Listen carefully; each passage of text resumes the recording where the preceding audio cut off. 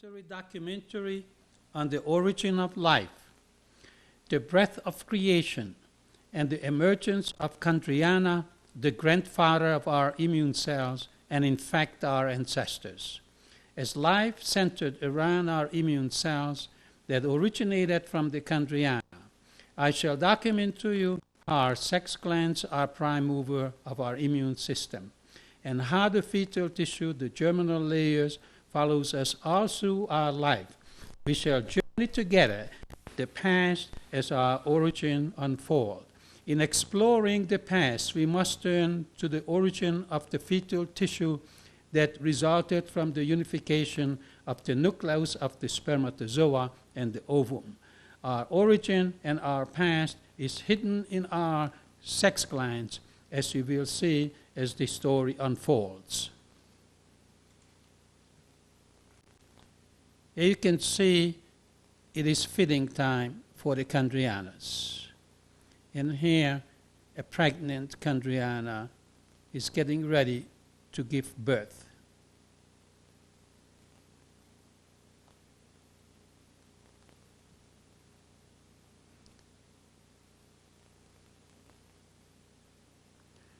There's always excitement at birth as the midwives swim around, make sure everything goes right. And if it's help needed, they will step in and assist during birth. This is a haploid chondriana, where chondriana is being born. The chondriana is in labor.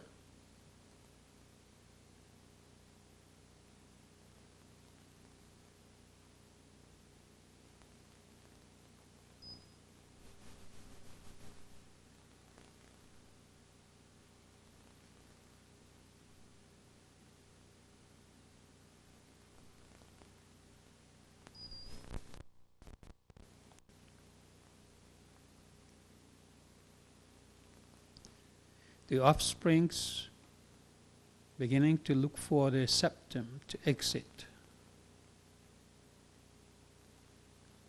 while the midwives swimming around.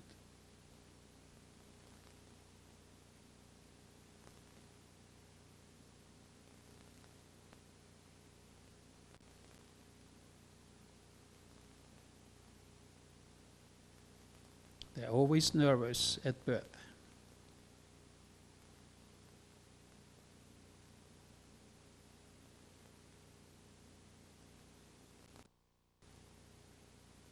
You can see all four of them inside the membrane. Just checking.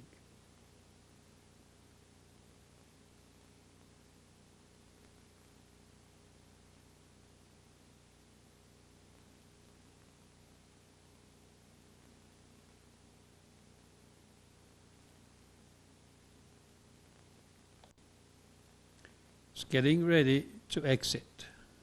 1, 2, 3. The four of them. The fourth is looking for the septum. Probing.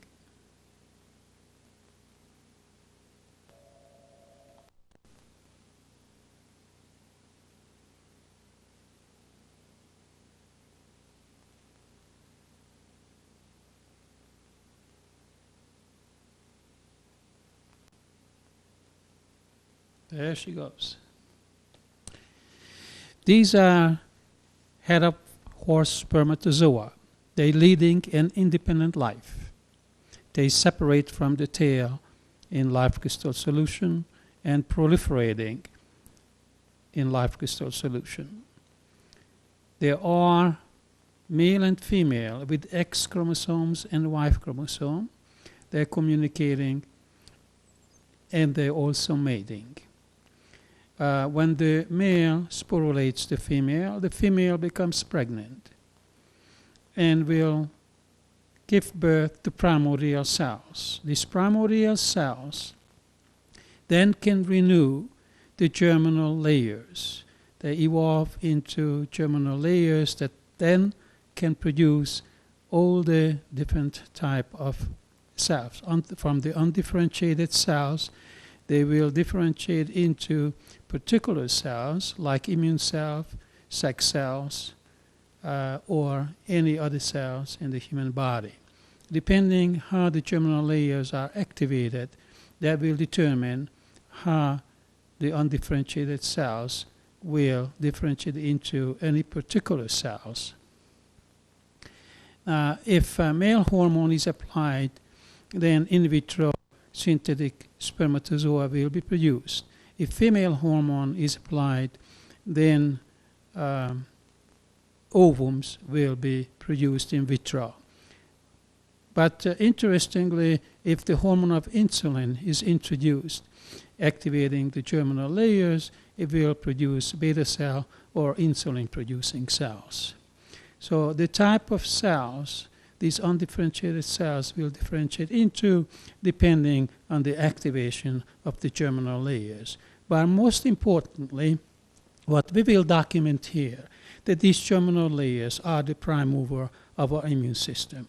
These primordial cells, which is produced by the head of the spermatozoa, not only can reproduce the germinal layers in the sex gland, but they can travel through the lymph channels into the primary lymphatic organs, like the thymus, the bone marrow, the lymph nodes, and replenish the germinal layers that will produce the particular immune cells. All our lifetime, this is why when at aging, the production of the primordial cells declines, so is the immune system. What's very important to notice here, that the germinal layers, fetal tissues, the makeup of them are really the ectoderm, mesoderm, and endodermic layers. And therefore, they can produce 3 different types of immune cells. If, for example, someone has liver cancer, which is originated from the mesodermic layer, one must have a mesodermic T4 cells and a mesodermic B lymphocytes to properly activate and produce the antibodies to protect that particular organ. So we're talking 3 different types of immune cells: ectodermic, mesodermic, and endodermic. Now, here you can see the production of the sperm synthetically. Now, life crystal, if any genetic material is encapsulated in it, it will preserve it indefinitely. Now, these are the germinal layers produced in vitro via life crystal from primordial cells, which then can reproduce not only sex cells, but any other type of cells. I have to mention here that every immune cell is matched with a chondriana. And chondriana also comes ectodermic, mesodermic, and endodermic. Here, for example, you can see from blood cells, red blood cells is being treated with live crystal. Reverse synthesis will take place, producing lymphatic cells directly from red blood cells by chelating the iron out from the porphyrin, the hem portion of the hemoglobin, and the reversal of differentiation will begin in producing lymphatic cell, from which then, with further energy increase, we can turn them into chondrianas. It's very important to know that when the hemocytoblast is differentiating into red blood cells, the nucleus disappearing and the mitochondria is disappearing. Now, nucleus disappearing because there's no mitochondria produce ATP, therefore it has to degenerate. However, the mitochondria is disappearing because nature made it that way. Mitochondria is producing ATP. ATP in the blood cell will break down to adenosine and phosphates, and the phosphate can chelate the iron in the hem portion, in the porphyrin, and therefore reversing the trend of differentiation. And red blood cell could not form in that case. And this is why nature made sure that the mitochondria is degenerating. Now, this can be reversed by live crystal.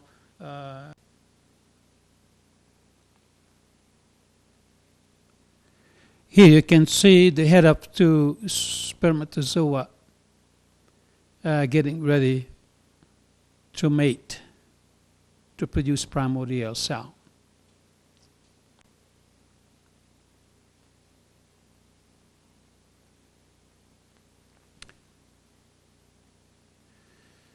But the tail of the spermatozoa also lead an independent life. It holds our history. It can curl up and form lymphatic cell, like in this case. Then, of course, the head will drop off. Depending which portion of the tail is curling up, what type of lymphatic cell it will produce, which further can be also grown into chondriana via live crystal. The midsection, the degenerated granules of the ancient cytoplasm is resurrected by live crystal, and the ancient proteins production will resume, and that, of course, will play a part in the genetic material production and the recalling of our ancient lymphatic cells back to life. Here you can see actual mating of the two heads.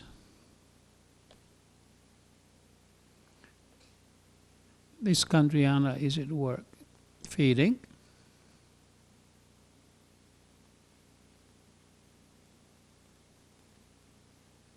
These are germinal layers encapsulated in live crystal and can be stored indefinitely, and here's a primordial cell. And here's the head of a horse spermatozoa leading independent life. Again, the two heads of horse spermatozoa is engaged in mating to produce primordial cells. The female, when gets pregnant, will open up like a walnut into two halves, and out comes the primordial cell, as we will see it later.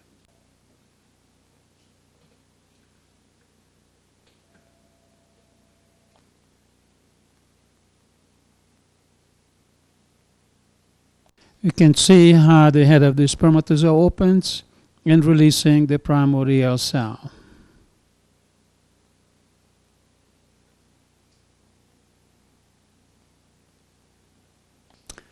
We can see how the tail curls up to produce lymphatic cells, and at the same time also producing nucleuses.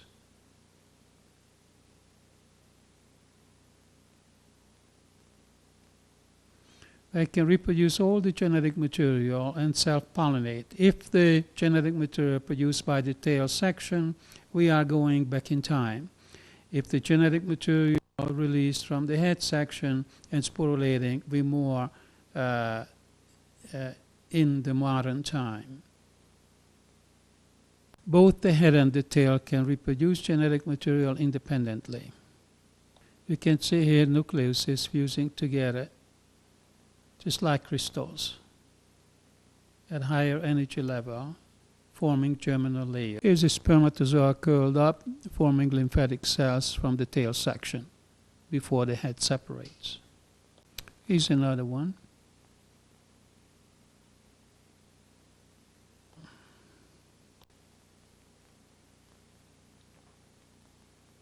You can see the movement.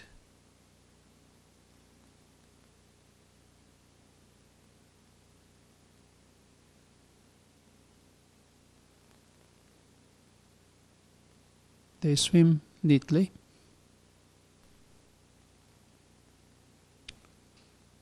Some ovums.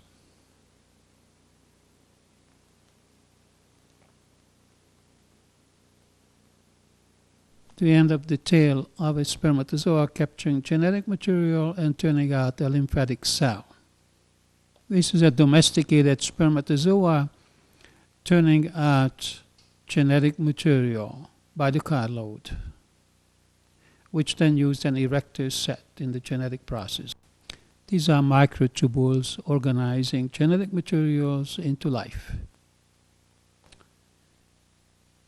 These are making of life crystal.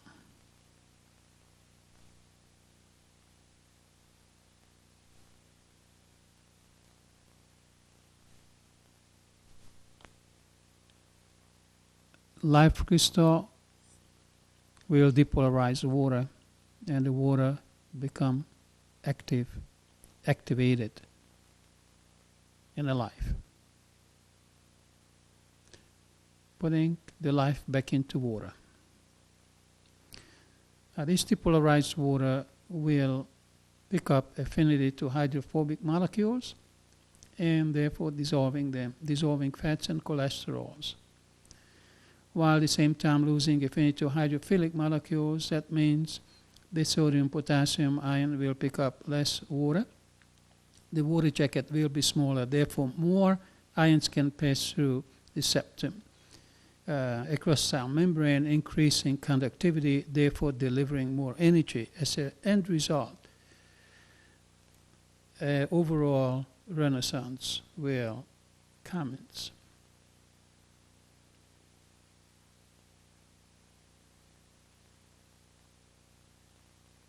You can see the active water. The more energy is available to a cell, the stronger the bigger it becomes.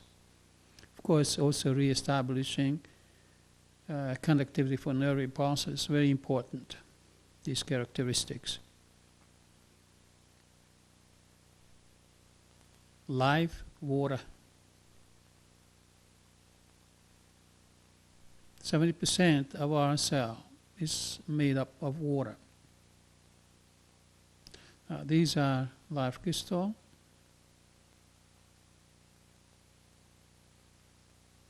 Crystal comes in many shapes.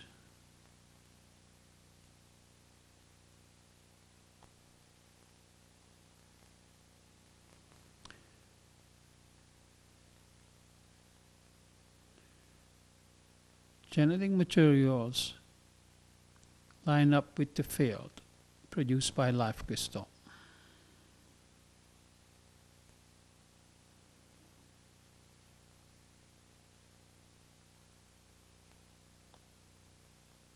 And of course, the tetrahedral structure of live crystal.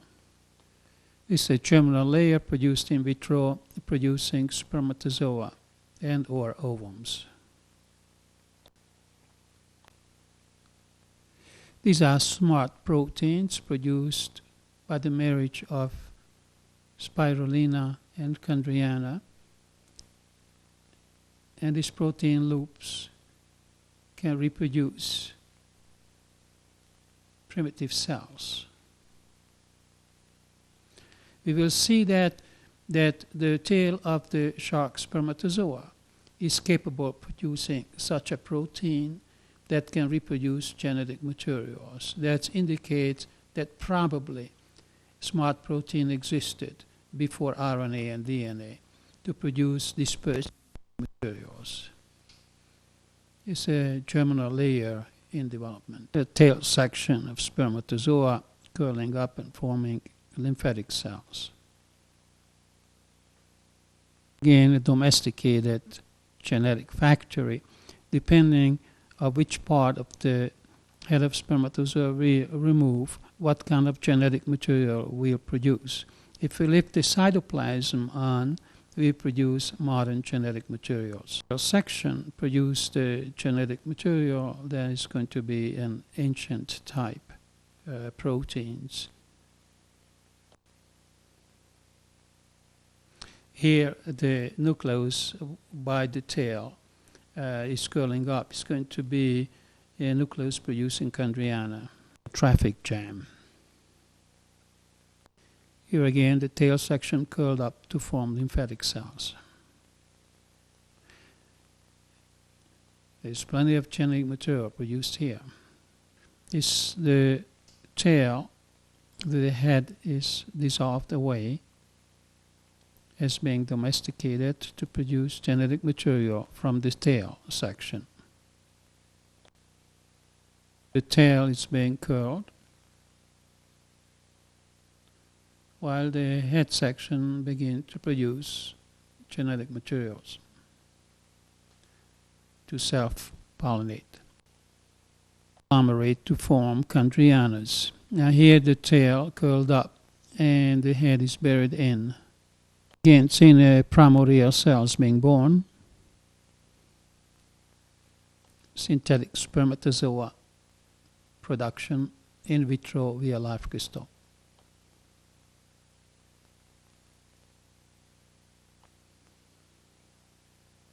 Energy level is raised on live crystal. It will produce nucleuses that will differentiate and form germinal layer. The production of such nuclei is being seen here. This is done via live crystal.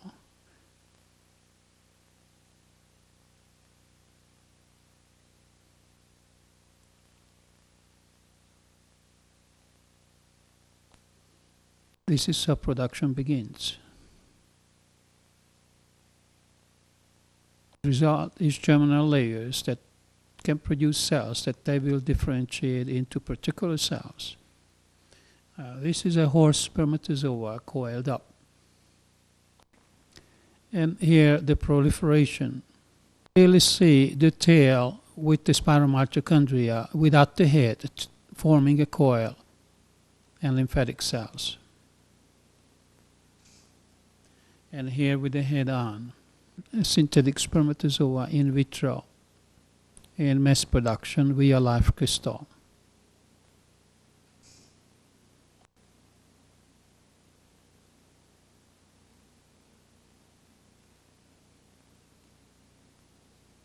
Spermatozoa is used to produce genetic materials. Spermatozoa in live crystal comes alive.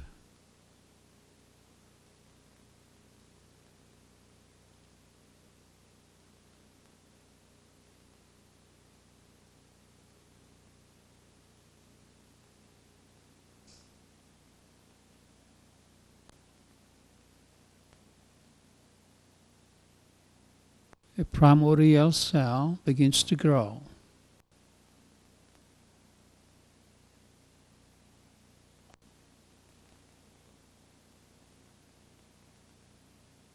More live crystal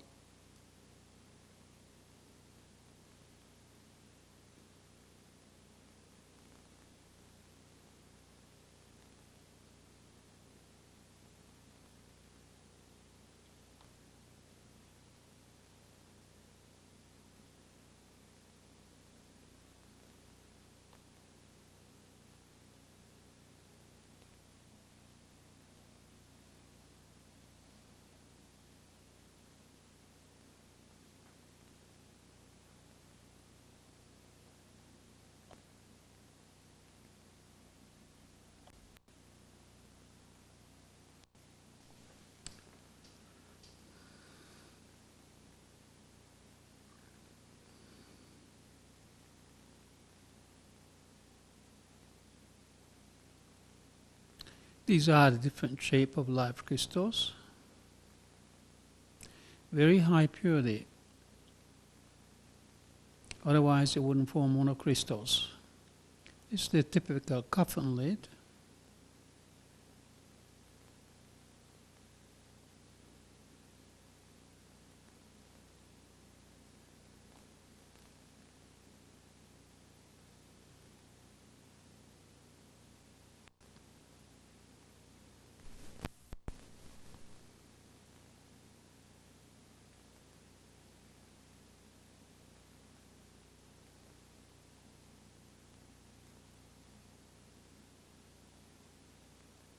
Here the chondriana in the making.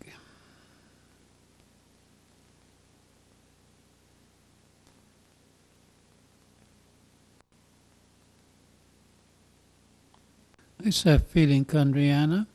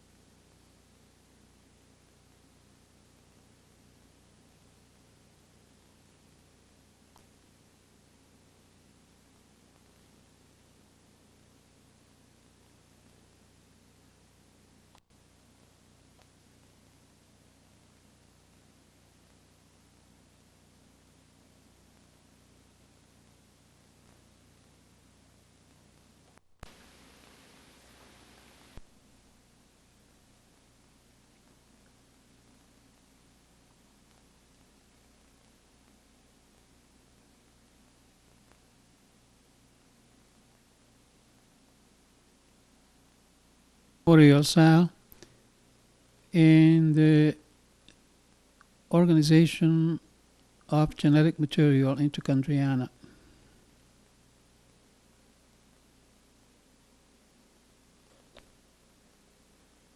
Is some genetic material used to make chondriana. One side of the transfer RNA is domesticated.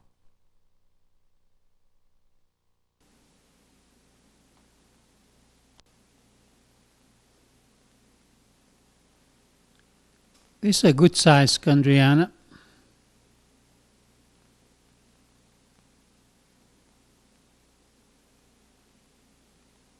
In germinal layer, a low nuclei traveling seeking for DNA. Here in development, head of a horse spermatozoa.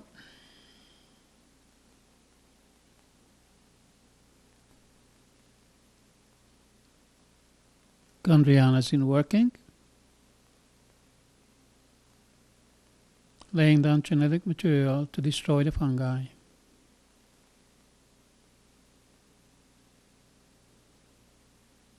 Chondriana killer cells evolving from the loops of genetic materials they lay down,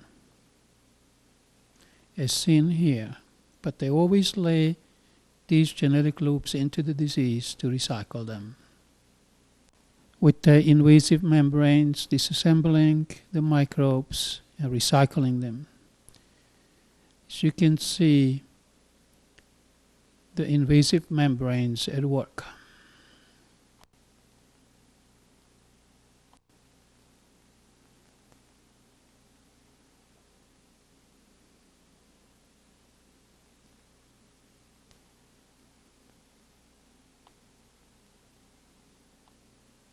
Is a lone head of a horse spermatozoa leading independent life in life crystal solution. As they're proliferating in there, it's also cross-pollinating and producing primordial cells,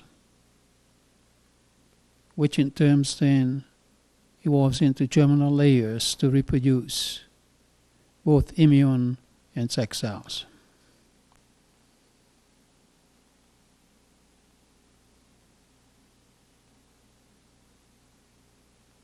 They are also capable in defending their territory. And they swim well. Well, they need to.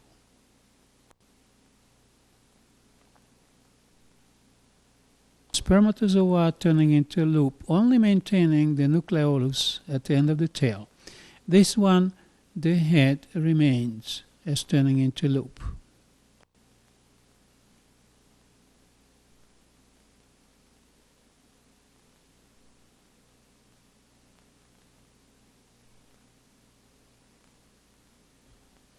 The blending of genetic materials as chondriana in the making.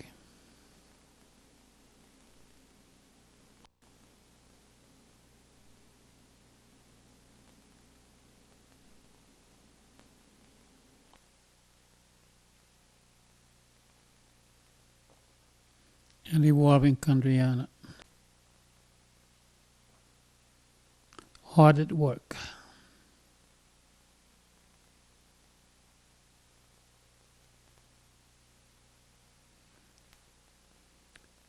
This is a macrophage.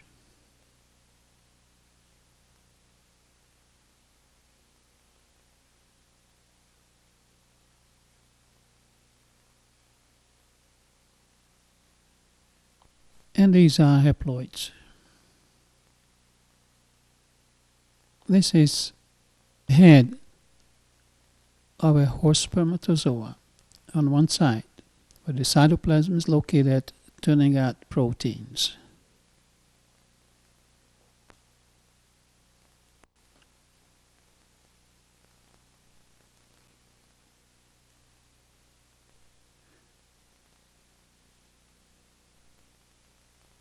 cascading the genetic material to turn out chondrianas.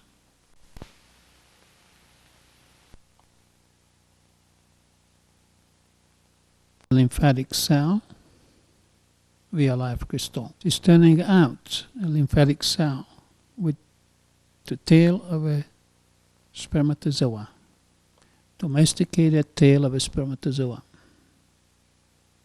Chondriana directly from genetic materials. Carefully see the organelles inside the nucleus.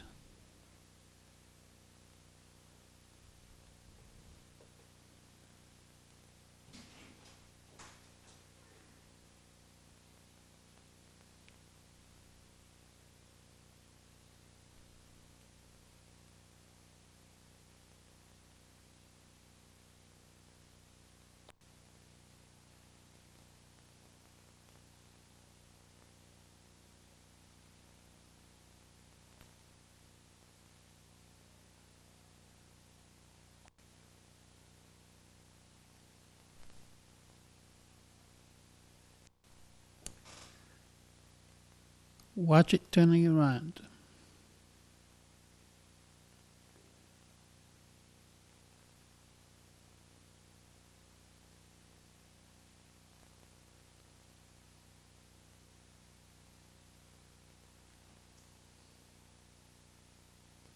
It's going to turn again.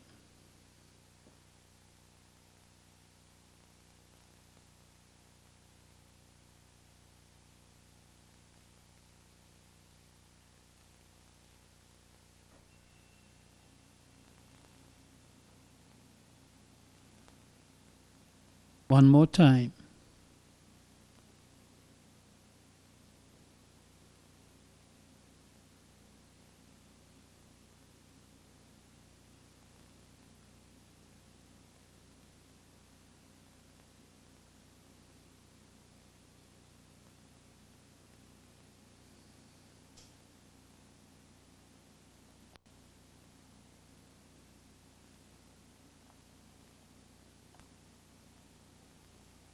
Genetic materials, lone head of a spermatozoa, leading on independent life.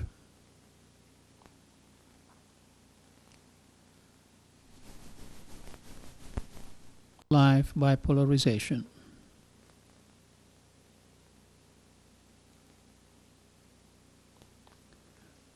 Or organization by centriole.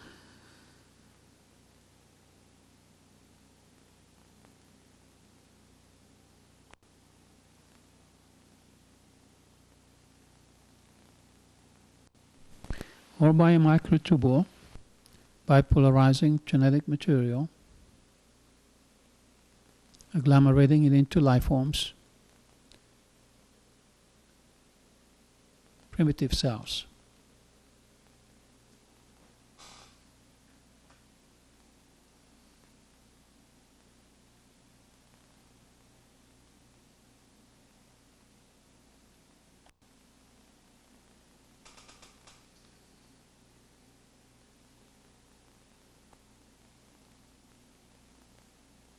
Blood cells converted into lymphatic cells by chelating the iron out of the porphyrin, the hem portion of the hemoglobin. Just another way to induce chondriana. Wandering nucleus found its genetic material, organizing it into life.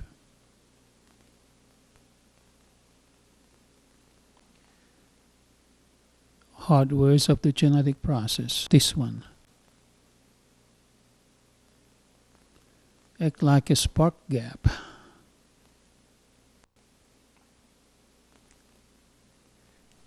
This genetic material is heading to the nucleus to wrap around it, organize into life.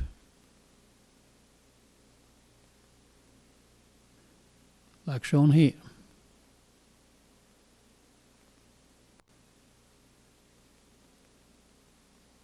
Were like this, located inside the head of the spermatozoa.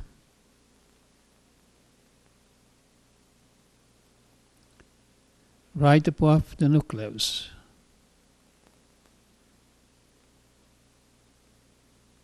And next to the cytoplasm in the other half of the head of the spermatozoa. It's in here together with the nucleus. It's an assembly line for the DNA and the protein, as the DNA has to be wrapped around the histone. The tail of a spermatozoa with the spiral mitochondria at the tip, well and alive. A stripped down domesticated factory of the tail of the spermatozoa. Domesticated factory. Stripped down domesticated factory of the tail of the spermatozoa. Here is from top view such a factory. And here is a chondriana colony. It is a birth factory. It's another piece of hardware.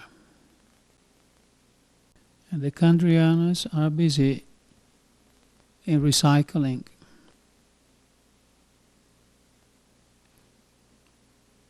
Neat little factory.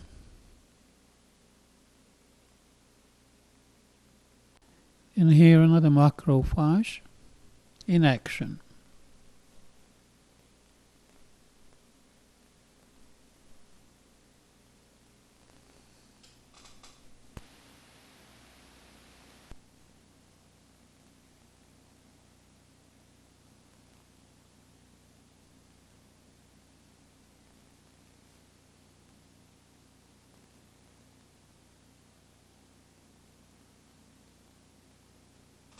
This is the world of the chondrianas.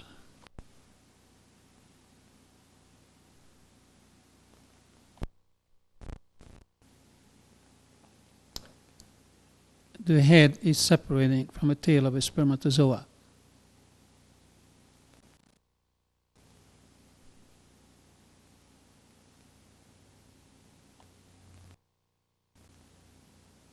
Real life crystal.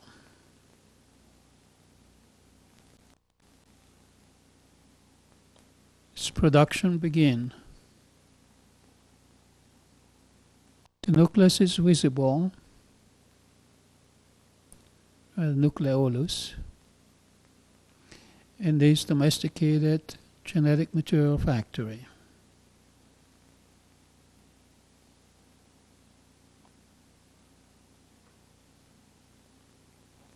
There's two satellite nucleolus inherited from the Sertoli cells.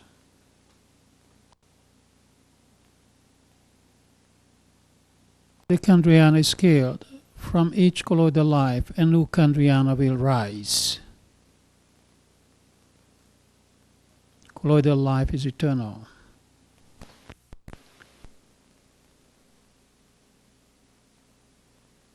And now let the horse spermatozoas perform.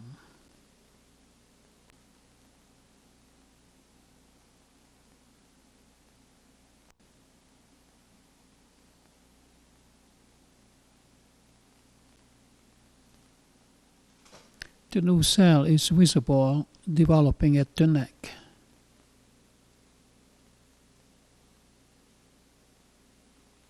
Here, an independent head leading an independent life. Production of genetic material begins.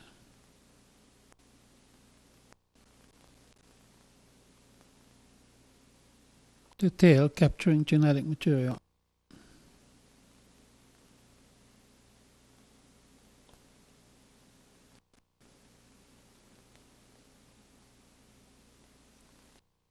Cross-pollinating.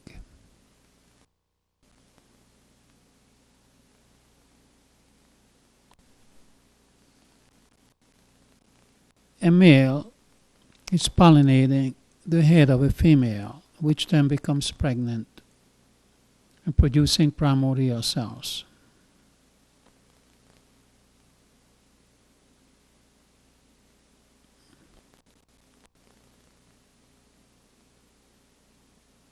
Capturing genetic materials by the tail. Here, the tail is folding as is resurrected and genetic material production begins. The new cell formation is visible as the tail begins to separate.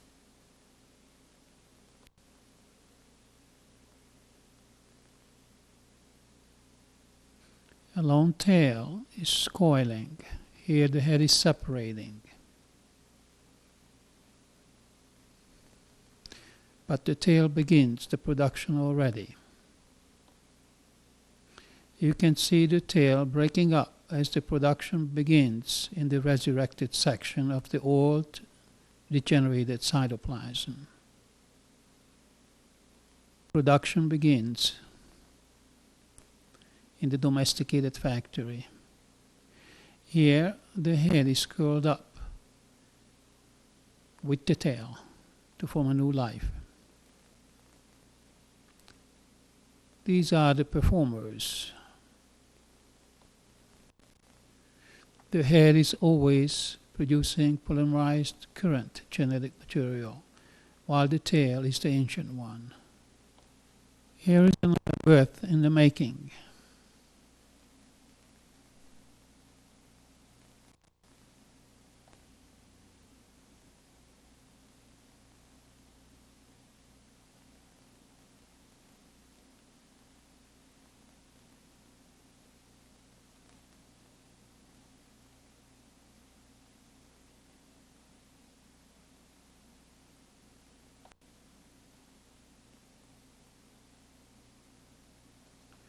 Here, in a dead chondriana, which has been killed, a new life evolves. And that new life will recycle all the expired parts into new.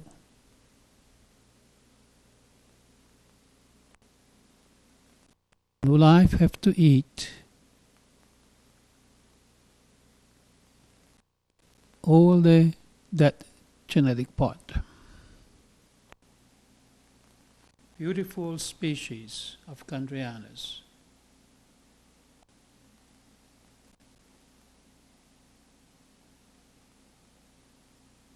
In many form and shape.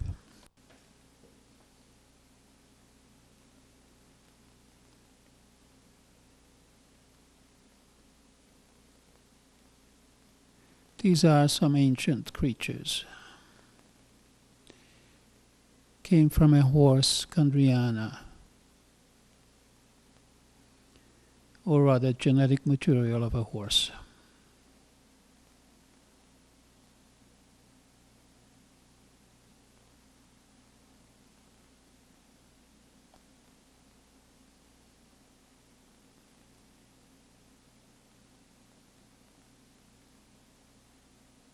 These are only a few hundred microns in size. The synthetic germinal layers via live crystal. The single chondriana inside the membrane before birth.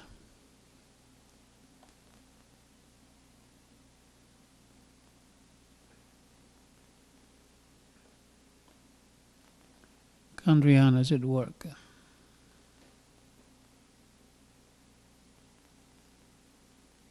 Elk macrophage. Notice the organelles inside. This elk macrophage cannot become malignant when consuming cancer. That's why the elk doesn't conduct cancer. These are elk genetic materials and elk chondrianas.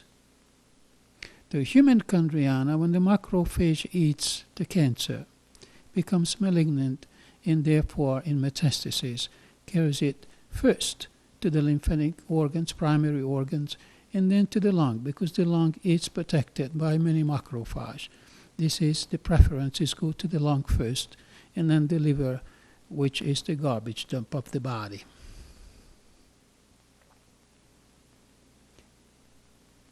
Are macrophages lacking the organelles that can recycle cancer? But when the macrophage eats the cancer, becomes malignant, the chondrianas will consume the macrophage, malignant macrophage, together with the cancer. Even chondriana can conduct cancer, but then themselves. They disperse, reassemble, and recycle the malignant genetic material. Here is the macrophage of an elk.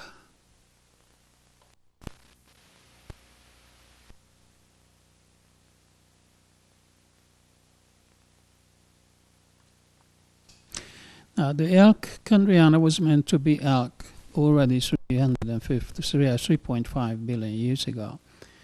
And they are 6 times the size of the human chondriana. So the horse chondriana is about 5 times the size of the human chondriana.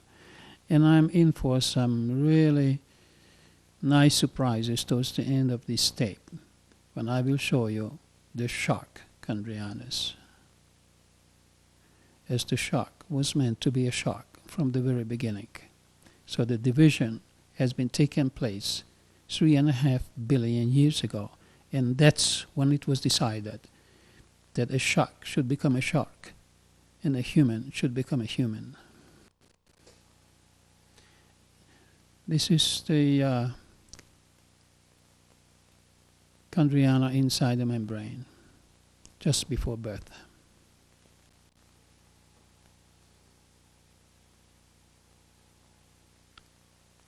And there she goes, leaving the membrane behind.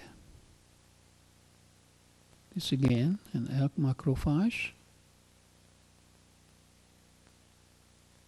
In an elk chondriana, the membrane is visible. It is huge.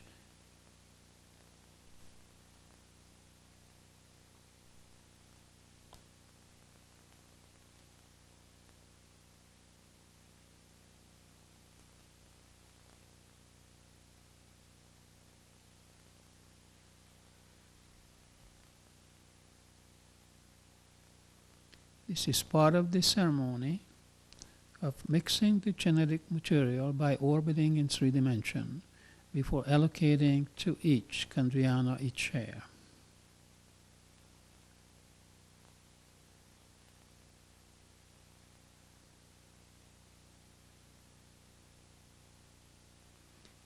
And there's always a lot of energy involved.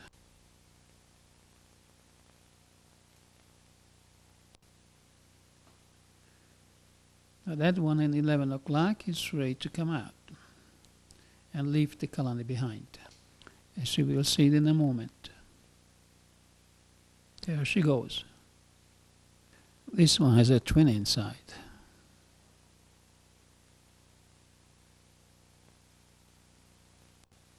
And they're ready to see the world.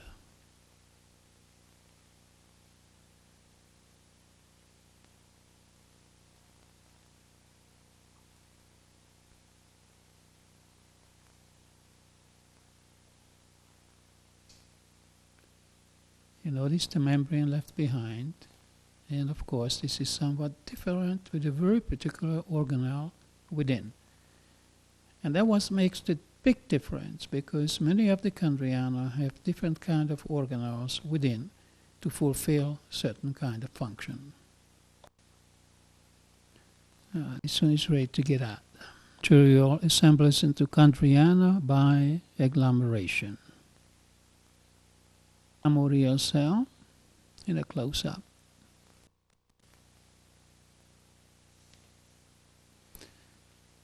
That kind of cell is produced by the head of the spermatozoa,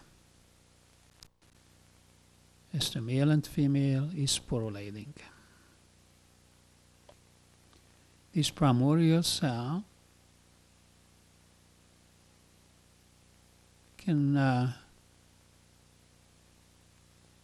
differentiate into germinal centers or fetal tissues. The 3 layers of ectoderm, mesoderm, and endoderm.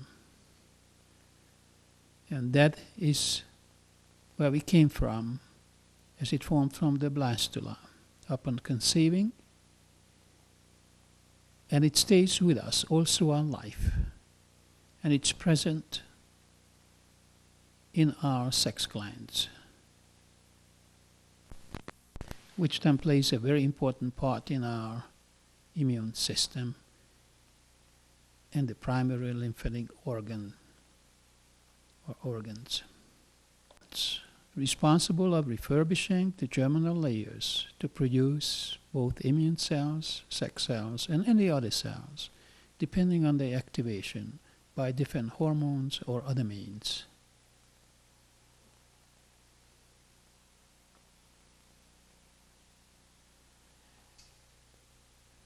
They, of course, also can produce spermatozoas and ovums upon exposure to male or female hormone.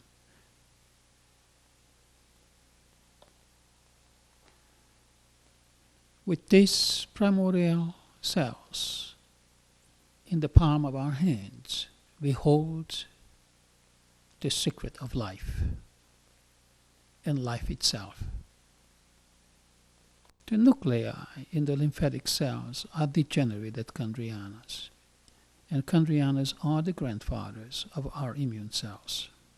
The splitting of the head of a spermatozoa are smart proteins are produced last year, germinating from cells. See yourself. These smart proteins can reproduce genetic materials, and you will see it shortly in the culture of the precursors of sharks, the shark chondrianas. And the very same smart protein can be produced by the tail of the shark spermatozoa via life crystal.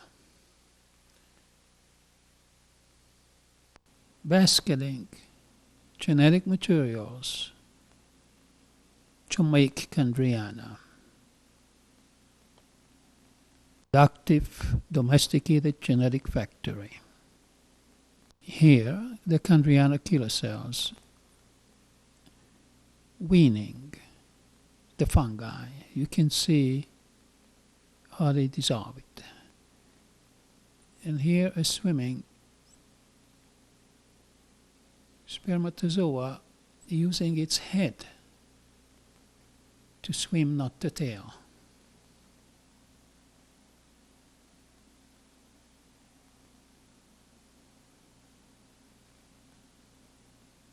By swinging the head left and right.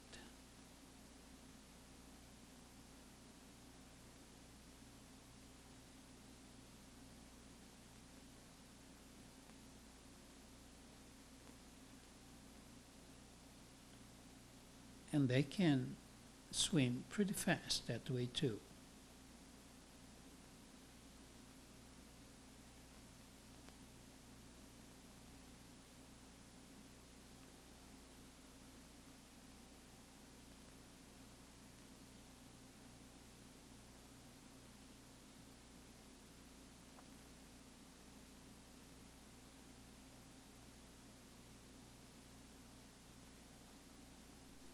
Spermatozoa grown from germinal layers via life crystal.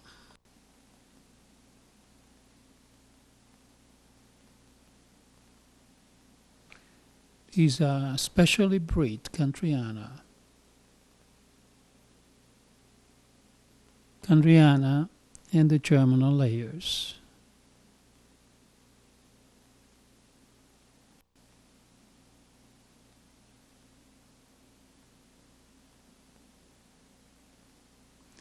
Integral part of our immune system.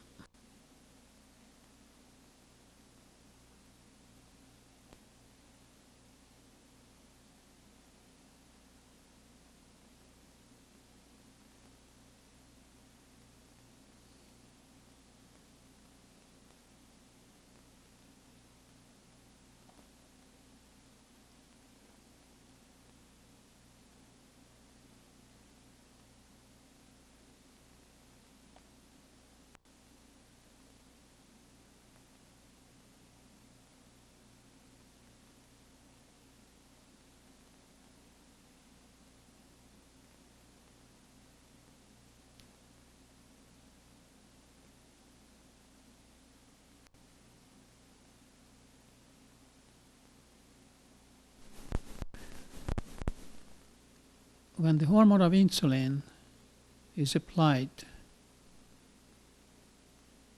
to the germinal layers in life crystal will produce cells or differentiate into cells that will produce insulin. Beta cells or new type of cells, insulin producing cells.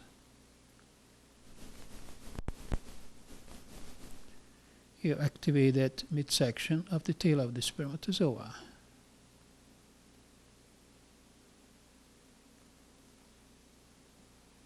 Releasing the genetic materials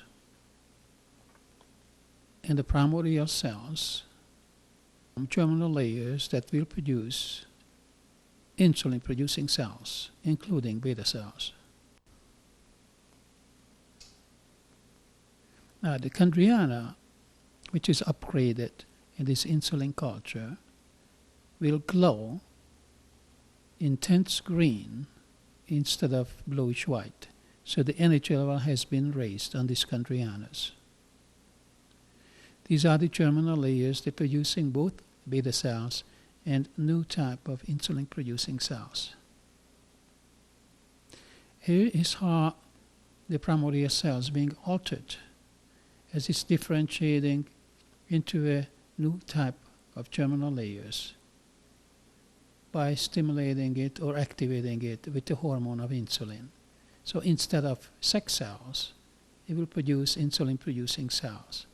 In other words, the undifferentiated cells produced by the germinal layers can produce any cells in the human body depending how these germinal layers are being activated.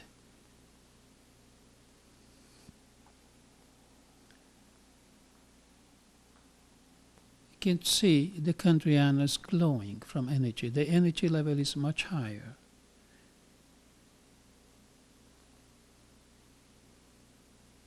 And you notice the characteristic black dots in the rear part. A specific type of organelle they possess. They survive in concentrated insulin.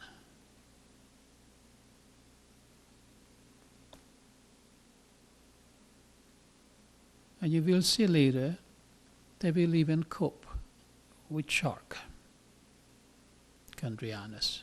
These are some of the beta cells which being produced, excreting insulin.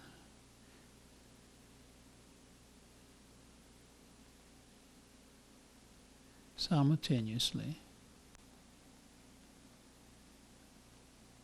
popping out one by one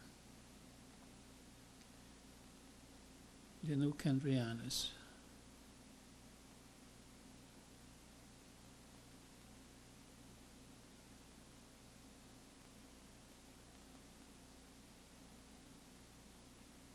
And go to work right away.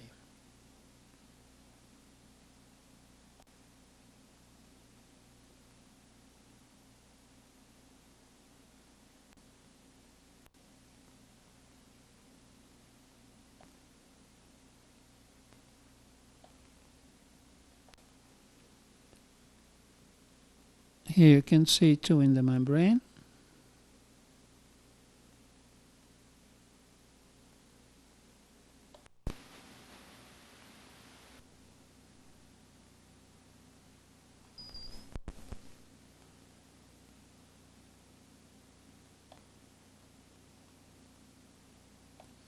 And now we come to the shark. A shark was meant to be. Shark at 2.5 billion years ago. As soon you will see the shark chondrianas.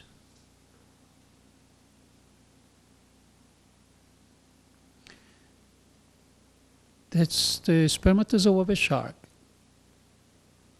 extruding the smart protein which rolls up, forming a circle.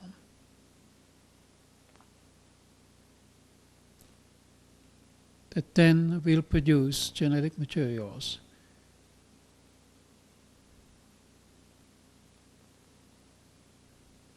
And also specific life forms.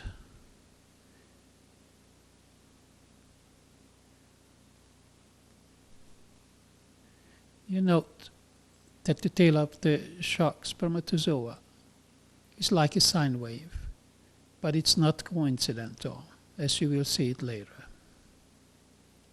This is the very early stage of the evolution of shark chondriana. First, the ancient proteins in genetic material has to be reproduced to be able to bring the chondriana back to life via life crystal.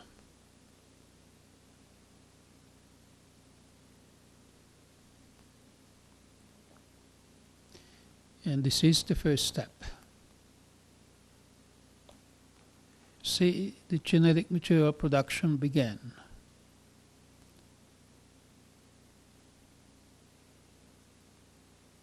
Which then will assemble into the various forms of ancient life forms.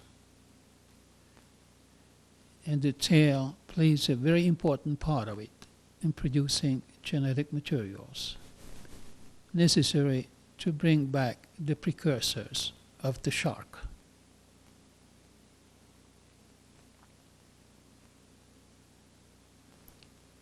As sharks was meant to be sharks, as the elk was meant to be elk, the horse was meant to be horse, and the human was meant to be human already back then.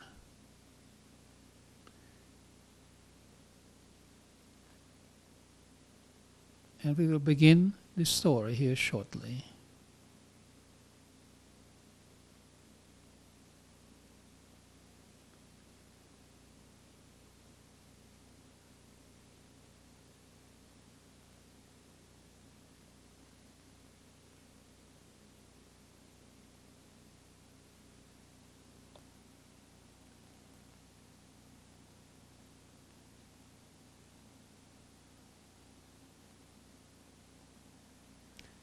The tails curls and twist and forming loops, while the smart protein extends, turning into loops, as visible here, beginning to produce genetic materials.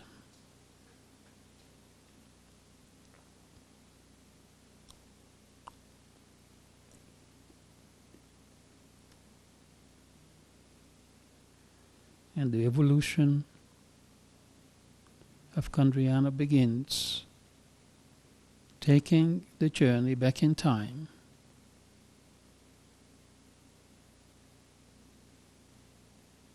to see where we all came from.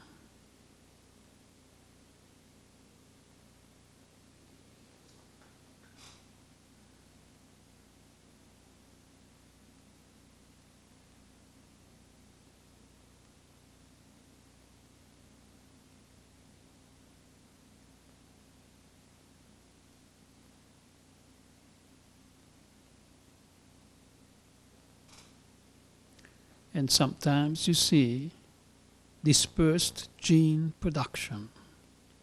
Sometimes you see nuclei production. And sometimes you see just dispersed genetic material. And all can form specific ancient life forms, like this one.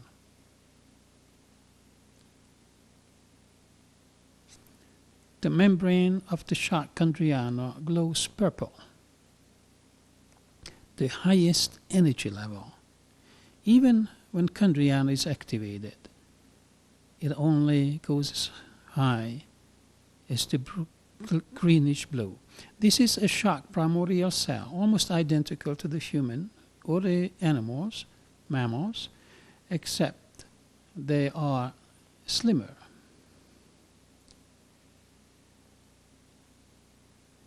Sometimes you look for mitochondria because mitochondria were dominating the primordial seas. That was the first organelle which became the fuel tank of every cell to produce the ATP, the primary fuel of the cell.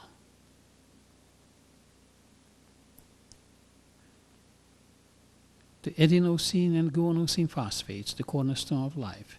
Here the tail begins to produce genetic material, as it evidenced here. But every valleys and every hairs on those spermatozoa tail,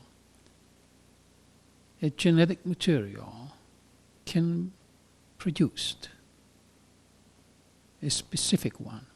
Here the tail of the spermatozoa or shark spermatozoa is produced directly from genetic materials produced by the tail as it's visible here. Each one of those little marbles can reproduce the whole shark. Here again, the end of the tail is turning out genetic material which can replicate the tail itself. This explains why the shark can regrow any parts of his body, because each one of these smart proteins have the key to turn out the genetic material needed to build cells. And smart proteins probably existed before RNA and DNA, because the smart protein can reproduce dispersed genetic materials, which then can agglomerate and assemble into life.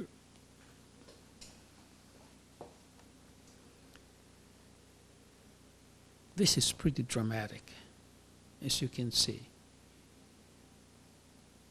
But wait for the rest. Here the action begins inside the loop.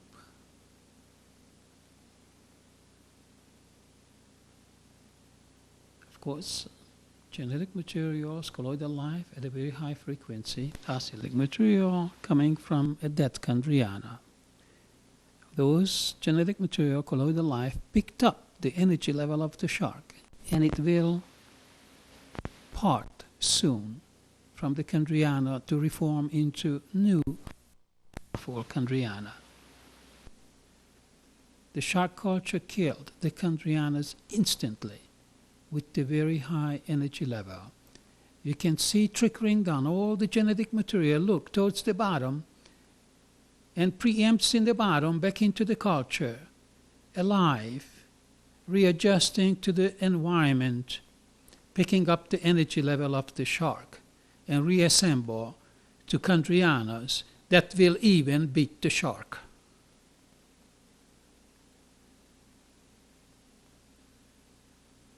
They immediately glow purple, just like the membrane of the shark, as they're picking up the energy level.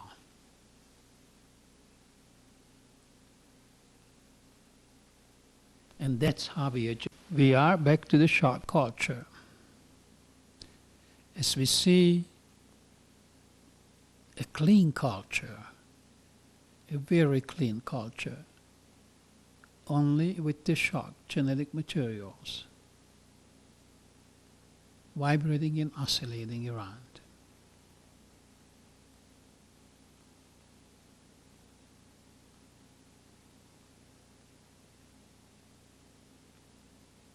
It just separated two primitive shark chondriana. But there are many different kinds, as you will see.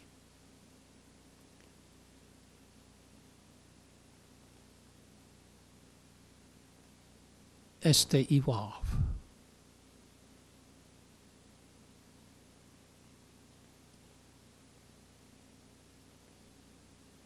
And gracefully sail their cultures.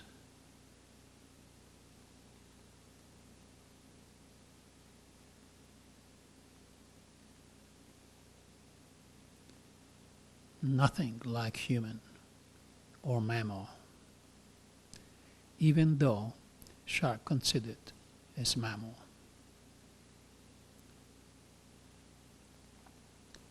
We who left the sea degenerated more than the shark. Shark genetic material and ability to produce smart protein has not been degenerated to the extent that our ancient cytoplasm in the midsection of our spermatozoa tail. Look at the organelles inside, specific organelles, to fulfill a certain function.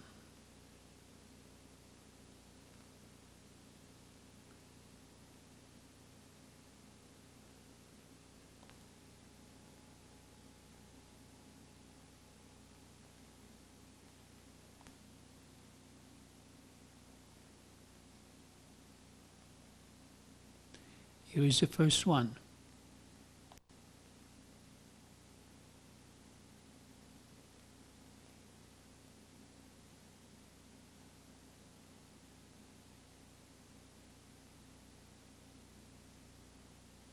Very powerful, very fast. It's hard to keep them on the display.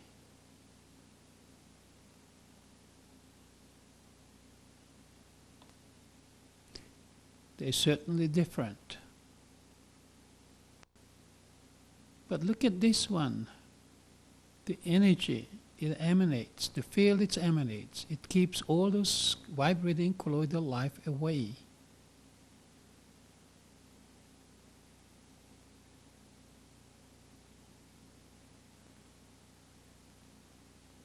Very impressive.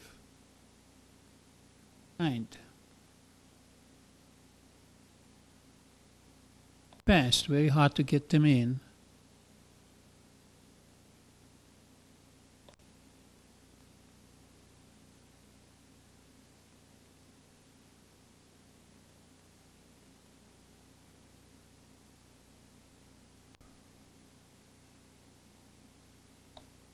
There it goes.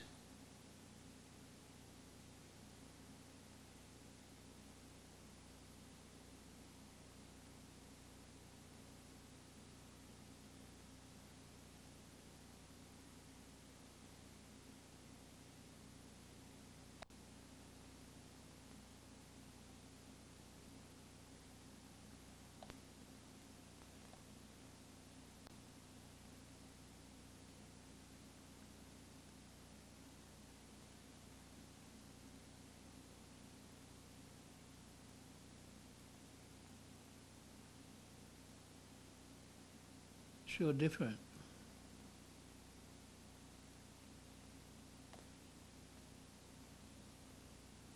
Look at that vacuum cleaner she has.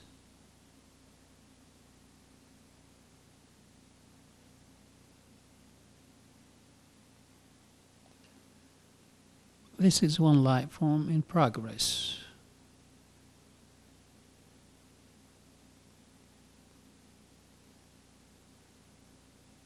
That's a different one.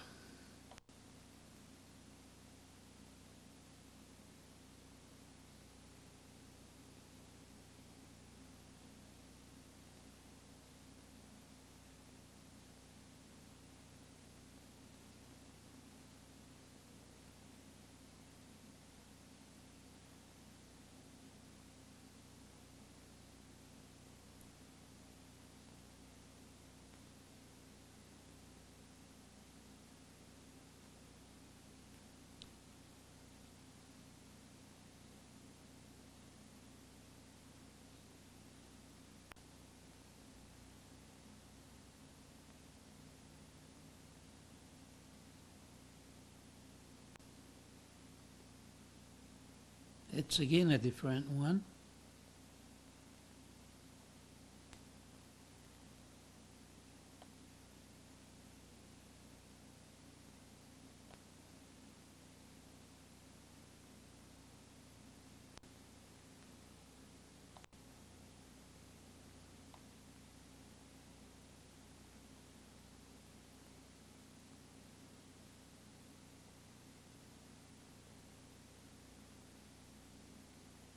Hard to get it in.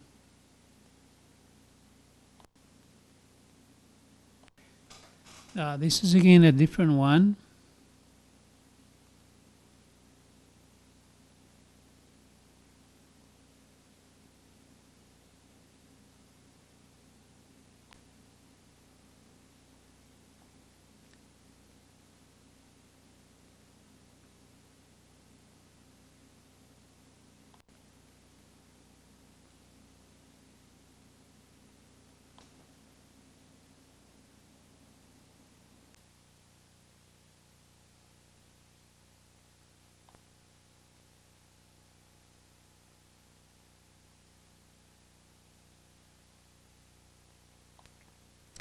Now we're getting a little bit closer.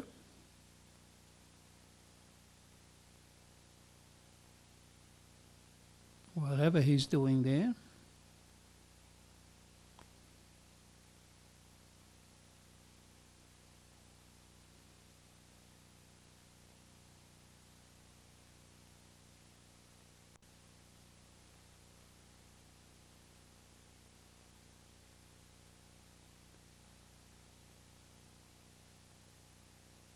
These are the chondriana family. We'll see some more dramatic ones later.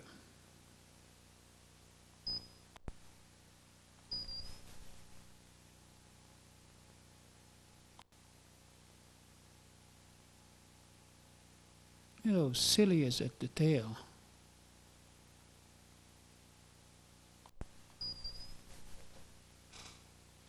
Yet another kind.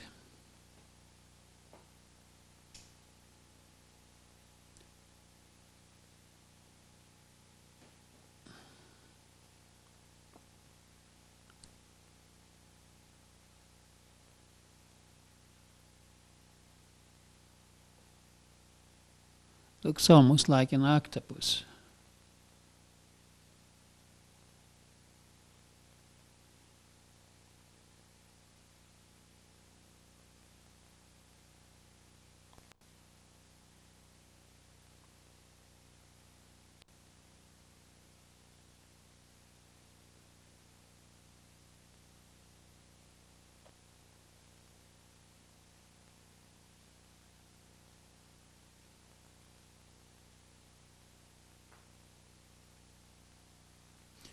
It's more like a shell.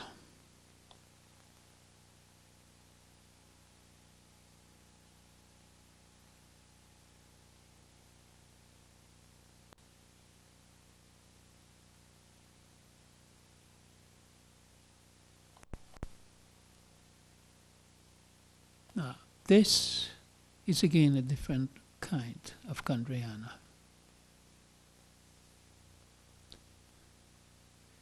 Depending whether they are produced from the tail section, from the ancient proteins, or the head section, or from the smart protein, with the modern version of the immune cells, or a later version of the chondrianas.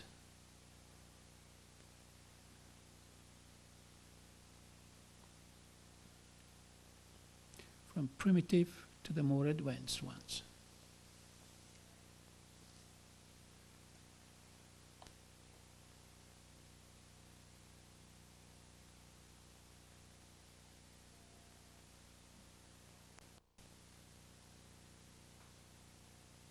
Now we begin to see the ones which will emerge with tails and fins.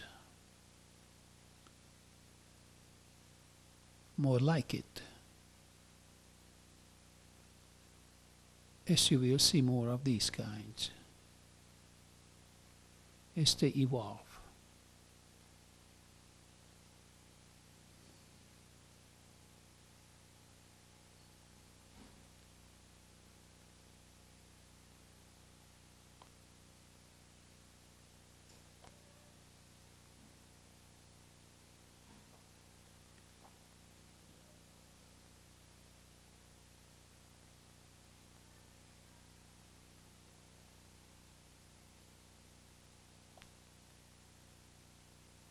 another kind.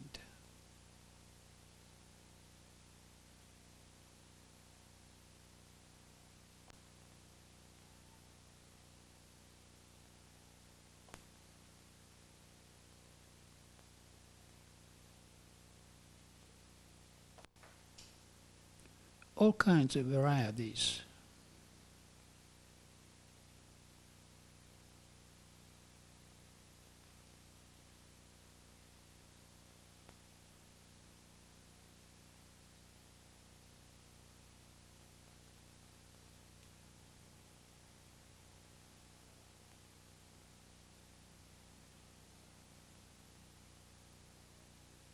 They orbit and move with skill.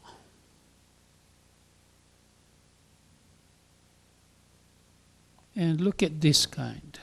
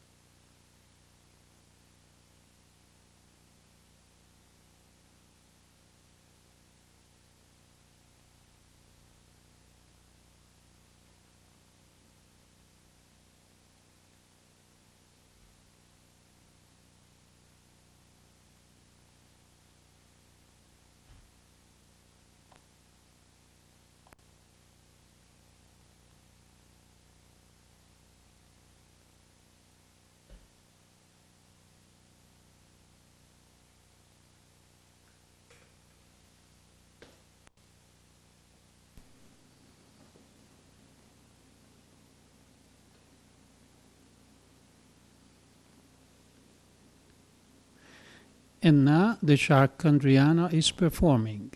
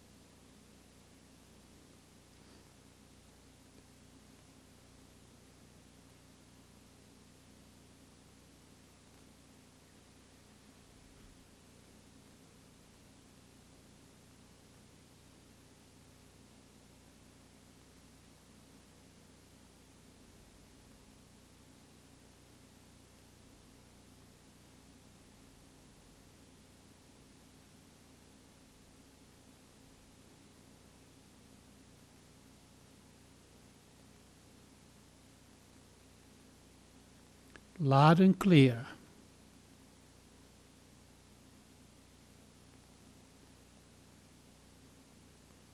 It's very characteristics of the shark chondriana.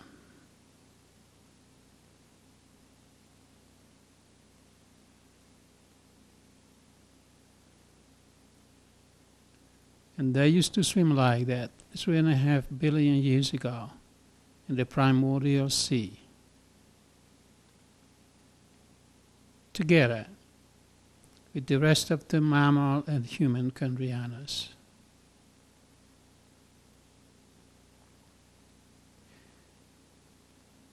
As the chondrianas are the grandfathers of our immune cells, and life built around the immune cells. They existed long before with it. They are our precursors, and we are originating from them. But right from the outset, it was decided which chondriana will evolve to what kind of mammals or what kind of life forms. Not through evolution,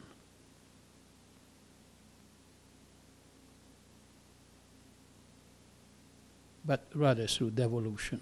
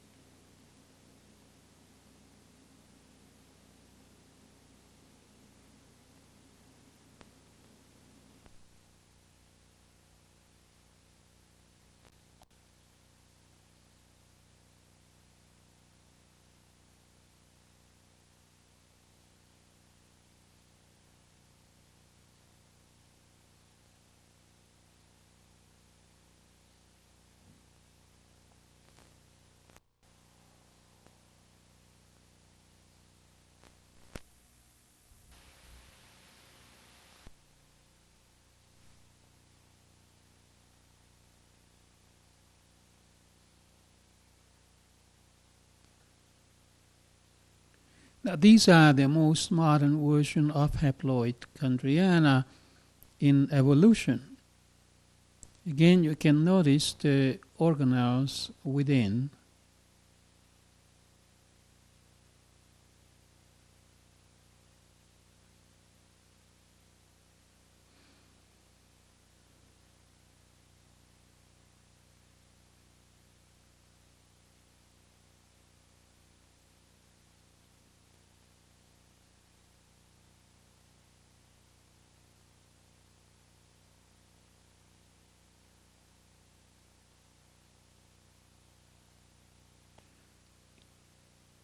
Here you can see the evolution of some of the chondrianas from the genetic material produced by the smart protein section.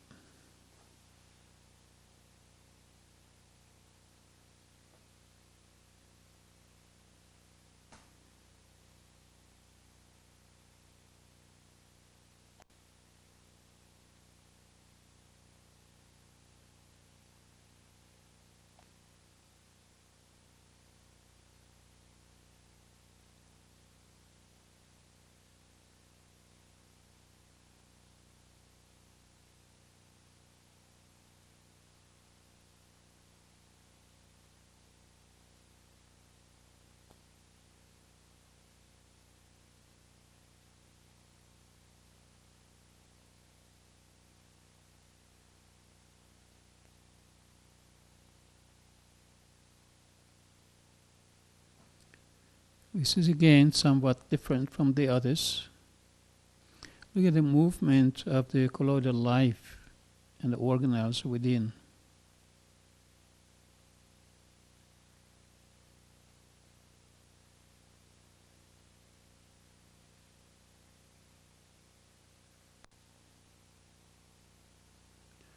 And they have very large septum-like openings on the membrane, several of them. One of them just closed.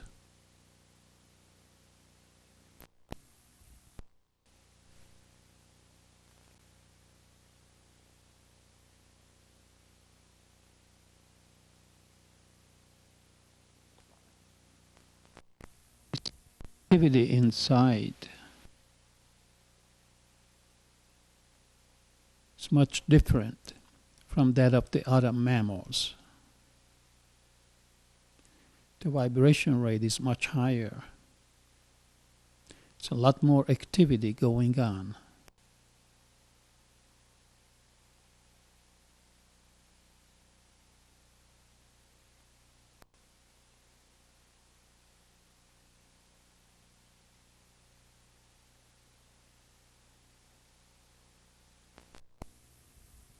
Different varieties to match the ectodermic, mesodermic, and endodermic types and match every immune cell, including all the macrophages and the dendritic cells. Hence they are the grandfathers of our immune cell, in this case the shark's immune cells.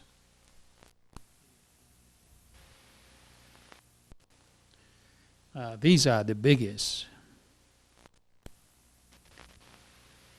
They're more than 10 times bigger than the human ones. This is interesting to see what happens to the mildew when it gets into the culture.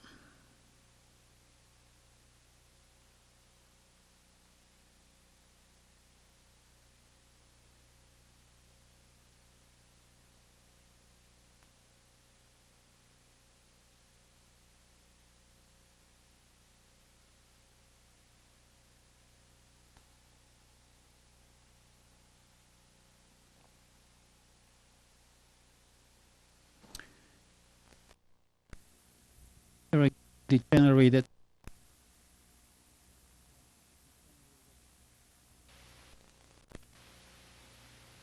as they begin to evolve into sharks.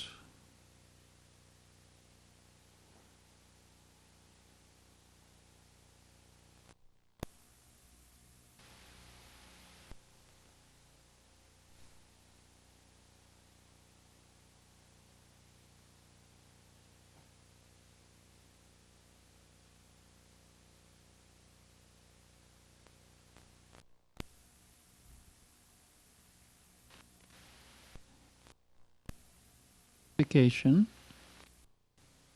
on my microscope.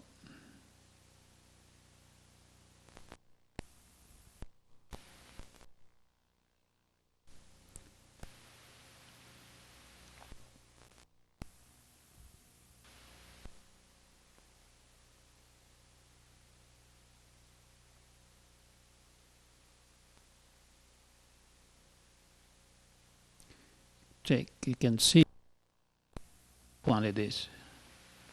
You watch very carefully and watch the internal movement. It's the vacuum.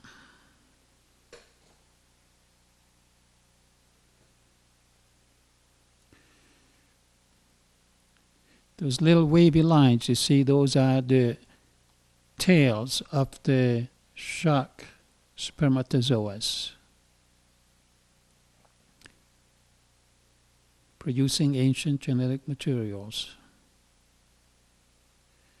And here is a pregnant one.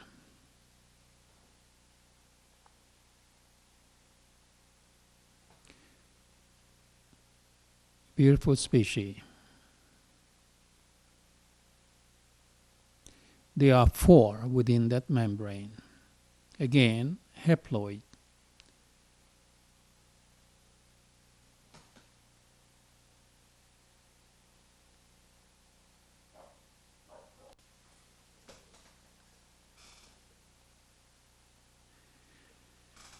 Compare the size to the tail of that shark spermatozoa. Then you have an idea about the size.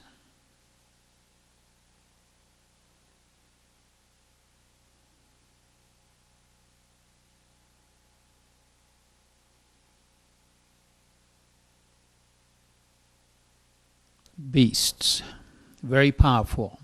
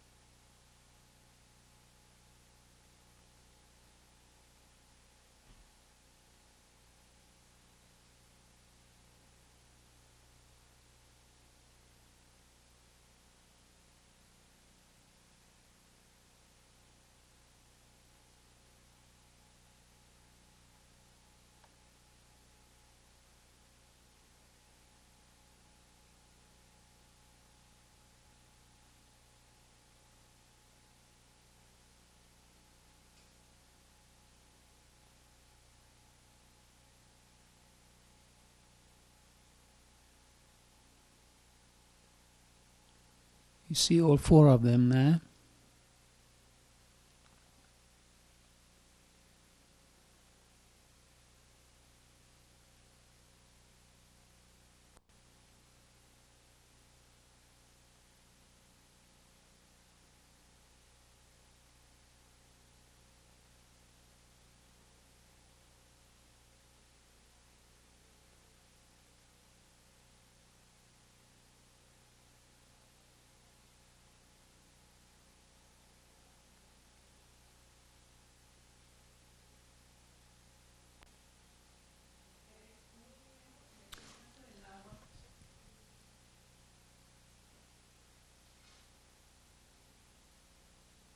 And there they come, one by one.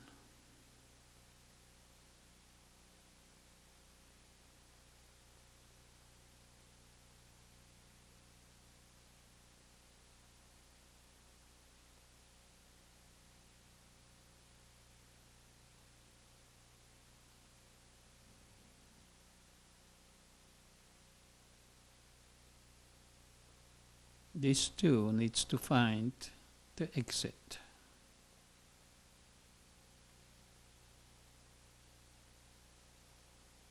Probing.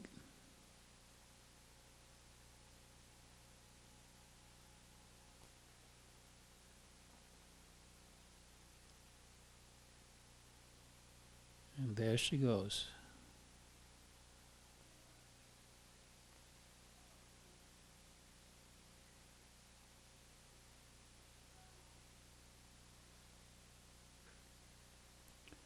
He's busy at work.